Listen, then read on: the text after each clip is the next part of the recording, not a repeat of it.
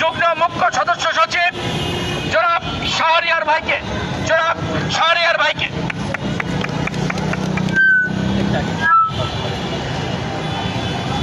সংগ্রামী বন্ধুগণ, আজকের এই বাংলাদেশে আগস্টের 5ই আগস্ট পরবর্তী বাংলাদেশে এখনো যে শ্রমিককে পুলিশের গুলি খাইতে হয়, সবচেয়ে ন্যাক্কারজনক আগস্ট পরবর্তী বাংলাদেশে সেনাবাহিনী তার জনগণের উপর গুলি চালানোর সাহস থেকে পায়। অর্থাৎ সংগ্রামী বন্ধুগণ, আজকের এই বাংলাদেশে হাসিনার রেখে যাওয়া যে সংবিধান, হাসিনার রেখে যাওয়া যে পুলিশ, হাসিনার রেখে যাওয়া যে কোর্ট, হাসিনার রেখে যাওয়া যে সেনাবাহিনী, তার দ্বারা বাংলার মাটিতে মুসলিমের অধিকার প্রতিষ্ঠা করা কখনোই সম্ভব না। সংগ্রামী বন্ধুগণ, এই কারণেই এনসিপির পক্ষ থেকে আমরা নতুন সংবিধানের কথা বলি, যেই সংবিধান শ্রমিকের কথা বলবে, যেই সংবিধান কৃষকের কথা বলবে, যেই সংবিধান পুলিশকে বলে দিবে পুলিশের দায়িত্ব তার জনগণের পাশে থাকা, যেই সংবিধান সেনাবাহিনীকে বলে দিবে সেনাবাহিনীর দায়িত্ব বন্দুককে বহিঃশত্রুর দিকে তাক করে রাখা, তার জনগণের দিকে নয়।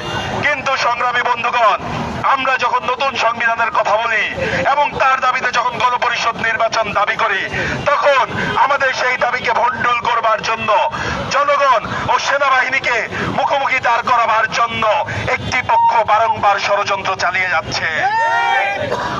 আমাদেরকে মনে রাখতে হবে 2024-এর জুলাই আগস্টে সেনাবাহিনীর যে সৈনিক ভাইরা রয়েছেন তাদের দৃঢ় অবস্থান এবং তরুণ অফিসারদের অর্থাৎ যারা ক্যাপ্টেন রয়েছে তাদের দৃঢ় অবস্থানের জন্য কিন্তু সেনাবাহিনীর নল জনগণের দিকে ঘুরে নাই।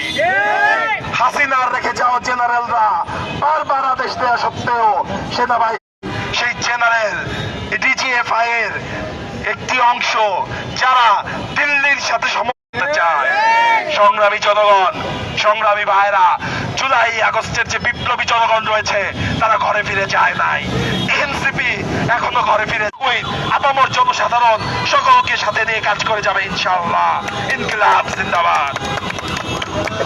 ধন্যবাদ প্রিয় বড় ভাই। এ পর্যায়ে বিক্ষোভ পরবর্তী সমাবেশে বক্তব্য রাখবেন এনসিপির কেন্দ্রীয় কমিটির সংগঠক আব্দুল্লাহ আল মনসুর ভাইকে সংক্ষিপ্ত বক্তব্য রাখবার জন্য অনুরোধ জানাচ্ছি। সংগ্রামী উপস্থিতি, আপনারা জানেন আজকে নীলফামারীতে শ্রমিকের রক্ত ঝরেছে। এই শ্রমিকরা ন্যায্য দাবিতে, তাদের বেতনের দাবিতে শান্তিপূর্ণ আন্দোলন করছিল উত্তরায় বিজেডের গেটে।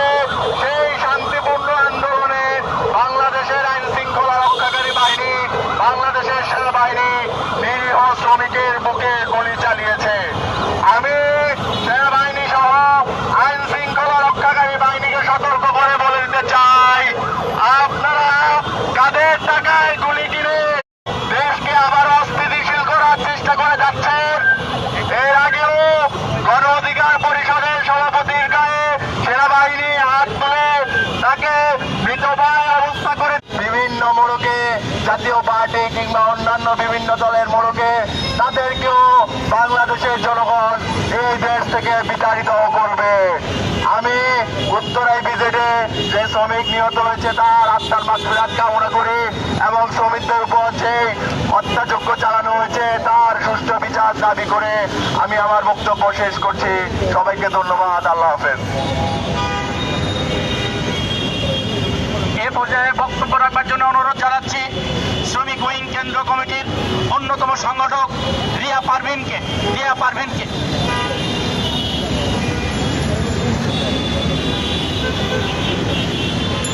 বিসমিল্লাহির রহমানির রহিম। আজ নীলফামারীতে আমার শ্রমিক ভাইদের উপরে যেভাবে ন্যাক্কারজনক হত্যা করা হয়েছে, হামলা করা হয়েছে, তার জন্য আমরা নিন্দা জানাচ্ছি এবং পুলিশ ভাই, সেনাবাহিনী ভাইদেরকে আমি নীলফামারীতে আজকে সেনাবাহিনীর গুলিতে যে একজন নিহত হয়েছে এবং 10 জন গুরুতর আহত হয়েছে, তার প্রেক্ষিতে আমরা আজকে যে বিক্ষোভ সমাবেশ করলাম, বিক্ষোভ সমাবেশ পরবর্তী আমরা আমাদের যেই দাবিগুলো আছে সেই দাবিগুলো এখন উপস্থাপন করছি। আমাদের 7টি দাবি। প্রথম দাবি হচ্ছে শ্রমিকদের সকল ন্যায্য দাবি মেনে নিতে হবে। দ্বিতীয় দাবি হচ্ছে কর্মী ছাঁটাইয়ের ক্ষেত্রে কারখানাগুলোর সুনির্দিষ্ট নীতিমালা থাকতে হবে। নিহত শ্রমিকের পরিবারকে 5 কোটি টাকা ক্ষতিপূরণ দিতে হবে। চতুর্থ দাবি, আহত শ্রমিকদের সুচিকিৎসা নিশ্চিত করে তাদেরকে পুনর্বাসন করতে হবে। 5 নম্বর দাবি হচ্ছে এই আন্দোলনকে কেন্দ্র করে শ্রমিকদের উপর কোনো রকম মিথ্যা ও হয়রানিমূলক মামলা দেওয়া যাবে না।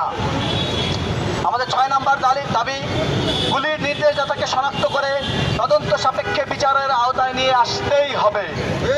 আমাদের 7ম ও শেষ দাবি, মানুষের প্রাণনাশ ঘটে এমন কোনো সর্বনাশা নীলফামারীতে যে ধরনের ঘটনা ঘটেছে আইনশৃঙ্খলা বাহিনীর হাতে, এই ধরনের ঘটনা সারা বাংলাদেশে আর যদি কখনো না ঘটে, সেই দাবি রেখে আমাদের আজকের এই সংক্ষিপ্ত বিক্ষোভ সমাবেশ শেষ করছি। উপস্থিত সবাইকে, সংবাদকর্মীদেরকে